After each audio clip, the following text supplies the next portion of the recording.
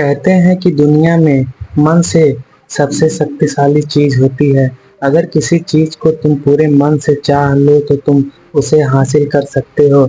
यह मैं नहीं कहता, यह सभी महापुरुष का कहना है। लेकिन अगर यह सत्य है या सच है तो अपने मन से चाहते हैं, हमें हासिल क्यों नहीं होती। भाई, कोई भी इंसान अपने मन से दुख तो नहीं चाहेगा, लेकिन वह रहता है। अपने मन से तो कामयाब होना चाहता है, खूब पैसा कमाना चाहता है, लेकिन फिर भी वो कामयाब नहीं होता। भले ऐसा दुनिया में कोई इंसान होगा जो अपने मन से यह चाहेगा कि वह नाकामयाब रहे, मैं पैसा ना कमाऊं। सोचने की बात है तो इसमें दो चीज निकल के सामने आती है।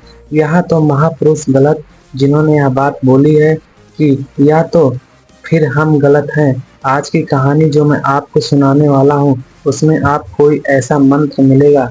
समझने के बाद आपको एक ऐसा मंत्र पता चलेगा जिससे आप यह समझ पाएंगे कि अपने मन से कोई भी चीज कैसे शामिल किया जाए या करवाई जाती है। मैंने खूब किसी बात को कैसे बोला है, इस कहानी में आपको अच्छी तरह से समझ में आ जाएगा। इससे आप यह भी समझ पाएंगे कि आकर्षण का नियम, लॉ ऑफ अट्रैक्शन, कैसे काम करती है। कहानी छोटी सी है लेकिन बहुत गहरी है। इससे पहले कि आप इस कहानी में खो जाएं, आप चैनल को सब्सक्राइब जरूर कर लें। चलिए कहानी शुरू करते हैं। एक बार की बात है, एक आदमी के जीवन में सिर्फ दुख था। वह जो भी काम करता उससे बेचारा काम पूरा नहीं होता। घर आता तो घर में कलेश बना रहता, किसी से कोई मदद नहीं मांगता, कोई उसकी मदद नहीं करता। ऐसा लगता कि चारों ओर से दुख का पहाड़ उसी पर टूट पड़ा है। उसे समझ नहीं आ रहा था कि मैं दुखों पार कैसे पाऊं। दिन रात यही सोचता रहता कि अपने दुख से छुटकारा कैसे पाना है। इसी कारण से और रात में सो भी नहीं पाता था। उसकी आंखों के नीचे बड़े बड़े काले घेरे बन गए थे। प्रतीत था कि वो आदमी कितना दुखी है और कितना चिंतित है। कभी कभी तो उसके मन में आत्महत्या करने की भी ख्याल आते थे, लेकिन अपने परिवार की चिंता करके वो एक कदम नहीं उठा पाता था। इतना दुखी हो गया था, उसने निर्णय किया कि वो इन दुखों से छुटकारा पा कर रहेगा। इसके लिए उसने चाहा कि कितनी भी बड़ी मेहनत करनी पड़े, कुछ भी करना पड़े, चाहे अंगारों पर चलना पड़े, लेकिन इन दुखों से छुटकारा हासिल करके रहेगा। ऐसे ही एक दिन उसने अपने मित्र से पूछा कि मैं अपने जीवन को कैसे सुधारूं। उसके मित्र ने उसे बताया कि तुम किसी बाबा के पास जाओ। बाबा के पास जाओ, ऐसा मंत्र होता है कि जिससे सारे दुख मिट जाते हैं, जीवन खुशियों से भर जाता है और धन संपदा भी हासिल हो जाती है। तुम किसी ऐसे बाबा को ढूंढ लो, बस तुम्हारा काम बन जाएगा। उस आदमी के मन में यह बात पूरी तरह से पक्की बैठ गई कि कोई हवा ही मेरा दुख दूर कर सकता है, और इसलिए उसी ही बाबा के बारे में पता चलता है कि वह उस बाबा के पास पहुंच जाता है। उसे बाबा को अपनी समस्या बताता है, उसके समाधान पूछता है और कहता कि बाबा, मैं कुछ भी करने के लिए तैयार हूँ, लेकिन मेरे इन समस्याओं से मुझे छुटकारा दिला दीजिए। आप जो कहेंगे मैं वो करूँगा, लेकिन मेरे इस जीवन को सुधार दीजिए। बाबा कुछ टोने टोटके बता देते हैं करने के लिए और बदले में दान दक्षिणा ले लेते थे।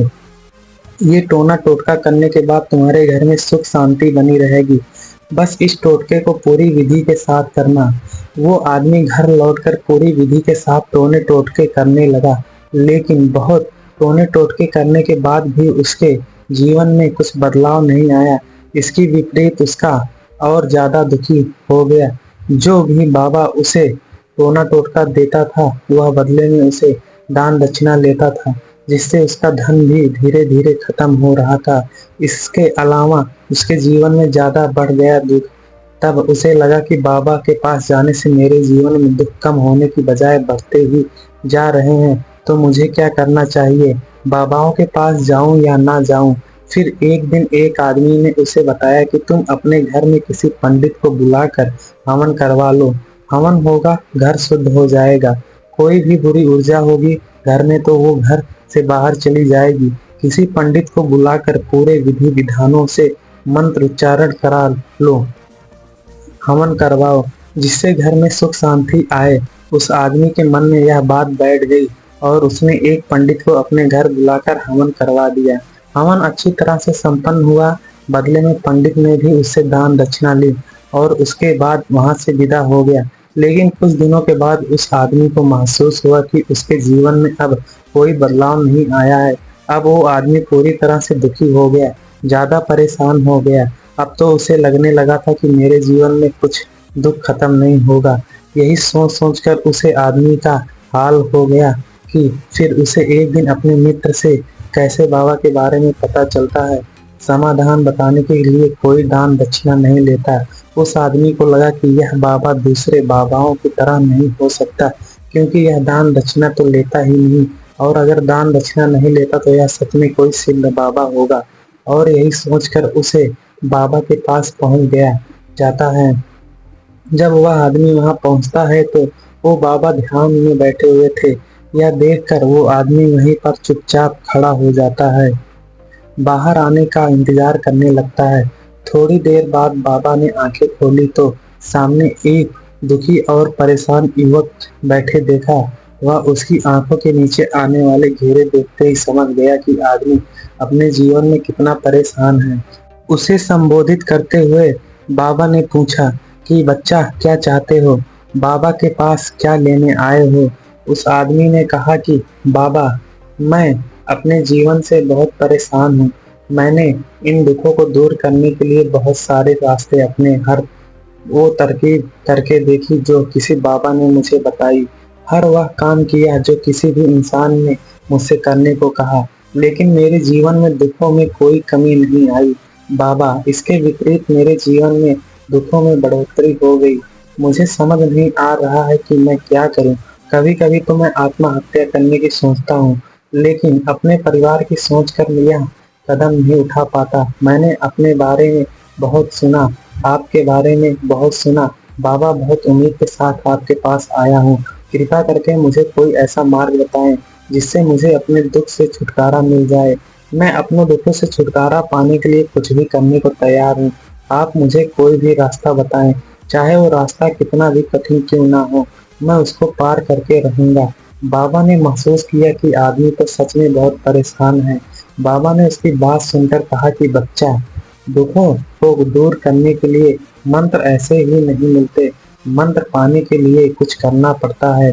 तुम कुछ कर सकते हो। यह सुनकर पहले तो उस आदमी ने सोचा कि यह बाबा भी मुझे दान दक्षिणा ही मांगेंगे, लेकिन आप कोई रास्ता न पाकर उस आदमी ने कहा कि बाबा, आपको जितनी भी दान दक्षिणा चाहिए मैं देने के लिए तैयार हूँ, लेकिन आपका मंत्र सच्चा होना चाहिए, वह पूरा होना चाहिए, उसका फल मुझे मिलना चाहिए। उसके बाद मैं आपको जो भी दान दक्षिणा लेना चाहते हैं वह दे दूंगा।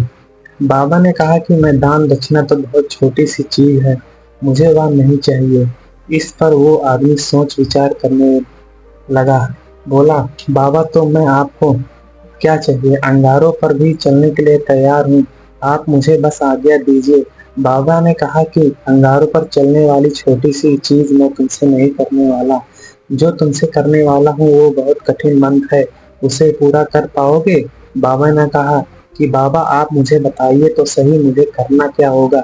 मैं कुछ भी करने को तैयार हूँ। इस पर बाबा ने उसे कहा कि यह से जब तुम अपने घर जाओ तो रास्ते में अपने मन से यह दोहराते जाना कि मैं सुखी हूँ, मैं सुखी हूँ, मैं सुखी हूँ। बार बार अपने मन में यही दोहराना और याद रहे, जुबान पर यह नहीं आना चाहिए। यह सिर्फ मैं दोहराने के लिए। यह सुनकर वह आदमी बोला, मजा कर लूंगा, लेकिन इससे होगा क्या? बाबा बोले, किस मंत्र को करके देखो। वैसे भी तुमने इतने बाबाओं के मंत्र किए हैं तो इस मंत्र को भी करके देख लो। उस आदमी ने सोचा कि बाबा कुछ दान दक्षिणा तो ले नहीं रहे हैं और छोटा सा मंत्र है, इसे तो मैं कर ही लूंगा। वो बोला, ठीक है बाबा, मैं यह मंत्र जरूर करूंगा। वो आदमी यह कहकर वहां से उठकर चलने लगा, लेकिन जैसे ही वो चलने लगा पीछे से बाबा ने बोला कि बच्चा, एक बात याद रखना, जब तुम यह मंत्र अपने मन में दोहराओ तो तुम्हारे मन में एक विचार नहीं आना चाहिए, बंदर का ख्याल भी नहीं आना चाहिए, तो हुई यह मंत्र सिद्ध होगा। आदमी बोला, मुझे तो आज तक बंदर का कोई विचार नहीं आया, तो अब क्यों आएगा? आप चिंता मत करिए बाबा, मैं बस मन में यही दोहराऊंगा कि मैं सुखी हूँ, मैं सुखी हूँ। इसके अलावा बंदर का कोई विचार नहीं आएगा। यह कहकर वह आदमी वहां से चल दिया। वो अपने मन में सुखी हूँ, मैं सुखी हूँ, यह दोहराता हुआ थोड़ी दूर ही चला था कि उसके मन में अचानक बंदर का ख्याल आ गया। बंदर का ख्याल एक बार आया और चल भी गया, लेकिन उस आदमी ने सोचा कि आज तक तो मुझे बंदर का कोई विचार नहीं आया, ये आज तक बंदर क्यों आ गया। और ऐसा करके उसने उस बंदर के विचार को पकड़ लिया। वो ये भूल गया कि मुझे क्या मंत्र दोहराना है, और वो बंदर के बारे में सोचने लगा। थोड़ी देर बाद उसे फिर यह होश आया कि वह फिर से अपना वही मंत्र दोहराने लगा जो बाबा ने उसे बताया था, मैं सुखी हूँ, मैं सुखी हूँ। लेकिन अचानक से सामने एक बंदर दिखाई दिया और यह देखकर उसके मन में फिर से बंदर का विचार उड़ गया और वह अपने अंदर से विचार को बाहर फेंकना चाहता था। वह चाहता था कि मेरे अंदर किसी भी तरह बंदर का विचार ना आए, लेकिन उसे तो सामने बंदर ही दिखाई दे रहा था। ऐसे ही करते करते वह घर पर पहुंच गया। घर पर पहुंचने के बाद अपनी पत्नी को कहा कि बंदरिया मुझे खाने में बंदर परोस दो। और जब उसे एहसास हुआ कि उसने क्या बोल दिया, वह अपने बाल नोचने लगा। वह दीवारों में सर मारने लगा कि आज तक मुझे बंदर का कोई विचार नहीं आया, और आज मुझे यह क्यों हो गया कि मुझे हर जगह बंदर ही बंदर नजर आ रहे हैं। कैसी माया है।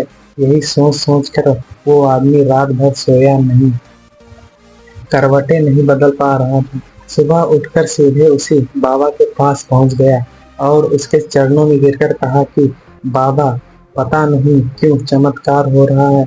आज तक मुझे बंदर का कोई विचार नहीं आया, लेकिन कल से जब आपने मुझसे कहा कि बंदर का विचार नहीं आना चाहिए, तब से मुझे हर जगह बंदर ही बंदर नजर आ रहे हैं। उस आदमी ने कहा कि बाबा, मुझे तो आपके पीछे पेड़ पर बैठा हुआ बंदर भी केले खाता हुआ दिखाई दे रहा है। बाबा यह सुनकर बाबा हंसने लगे। बच्चा, मन का जाल एक ऐसा जाल है जिसे समझ पाना इतना आसान नहीं है। बंदर तो तुम्हारे रास्ते में पहले भी आते थे। जब तुम मेरे पास आए थे, इन्हीं पेड़ों पर यह बंदर घूम रहे थे, लेकिन तुम्हारा ध्यान में यह बंदर नहीं था। तब तुम्हारे ध्यान में सिर्फ अपने दुख थे। इसके बाद बाबा ने उसे बताया कि बच्चा, हम जिस चीज से भी दूर भागना चाहते हैं, वही चीज हमारे मन में बहुत गहरे प्रवेश हो जाती है। वह हमारी अंतर मन में समा जाती है। असल में हम जिस चीज से भी छुटकारा पाना चाहते हैं, उससे छुटकारा इसलिए पाना चाहते हैं कि वह हमारे साथ बहुत गहरे जुड़ी हुई है, और हम जितना भी उससे छुटकारा पाना चाहते हैं, वह उतनी ही गहरी हमारे मन में बैठे चली जाती है, और आखिरकार वह हमारे अंतर मन में छा जाती है। ऊपर से तो हम चाहते हैं सुखी होना कि मैं सुखी हूँ, मैं सुखी हूँ, हमारे ओंठ भी बोलते रहते हैं, लेकिन मन में दुख समय होता है। हमारे विचारों में, हमारे मन में हमें दुख ही दुख दिखाई देता है।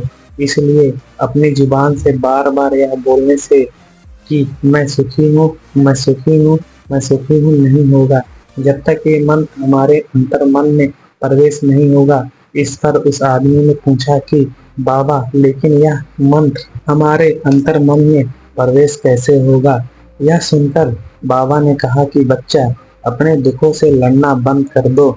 जब तक तुम अपने दुखों को दूर करने के सोचते रहोगे, तब तक वह दुख तुमसे चिपके रहेंगे।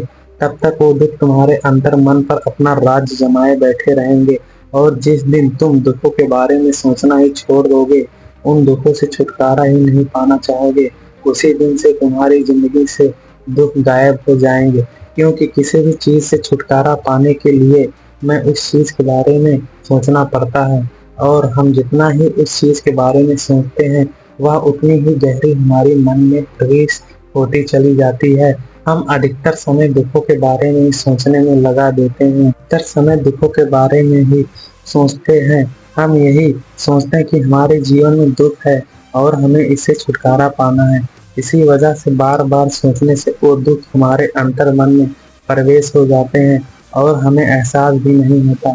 इसलिए अगर तुम दुखों से छुटकारा पाना चाहते हो, तो दुखों से छुटकारा पाने के बारे में सोचना छोड़ दो, तुम्हें दुख से छुटकारा मिल जाएगा। अक्सर आदमी धूम्रपान छोड़ना चाहता है या शराब छोड़ना चाहता है, सुबह अपने आप से वादा करता है कि मैं कोई भी गलत काम नहीं करूंगा, लेकिन शाम को जब लौटता है तो नशे में चूर होकर लौटता है। ऐसा क्यों होता है कि जो हम सोच रहे हैं वह पूरा कर ही नहीं पा रहे हैं। असल में हमें उस चीज़ को बहुत ज़्यादा तवज्जो दे रहे हैं, उस चीज़ को बहुत ज़्यादा अहमियत दे रहे हैं। जब भी हम उस चीज़ को छोड़ने के बारे में सोचते हैं तो हम उसकी इम्पोर्टेंस यानी कि विशेषता और ज़्यादा बढ़ा देते हैं। हमारा मन उसे चीज़ के लिए बार-बार जितना ज़्यादा सोचेगा, शराब या धूम्रपान छोड़ने के बारे में जितना ज़्यादा सोचोगे, हमारा मन उतना ही उस चीज़ के पीछे ज़्यादा भागेगा। हमें उस चीज़ से लड़ना नहीं है, बल्कि बिना सोचे गुज़र जाना है। और अगर मंत्र को हम समझ लेते हैं तो अपने जीवन में जो भी चाहते हैं उसे अपने अंतर्मन में डाल सकते हैं, और एक बार वो लक्ष्य हमारे बैठ जाएगा तो फिर सफलता पाने में कोई समस्या नहीं आती, कोई दिक्कत नहीं आती। तो दोस्तों, कैसी लगी आपको यह कहानी का कमेंट सेक्शन में ज़रूर बताएं, और अच्छी लगी तो इस चैनल को सब्सक्राइब करना ना भूलें। अगली कहानी में तब तक के लिए अपना ख्याल रखें, और अगर आप चाहते हैं कि आप इसी तरह सफल होते रहें तो अपने मन में दुख को एकदम से छोड़ दें। धन्यवाद।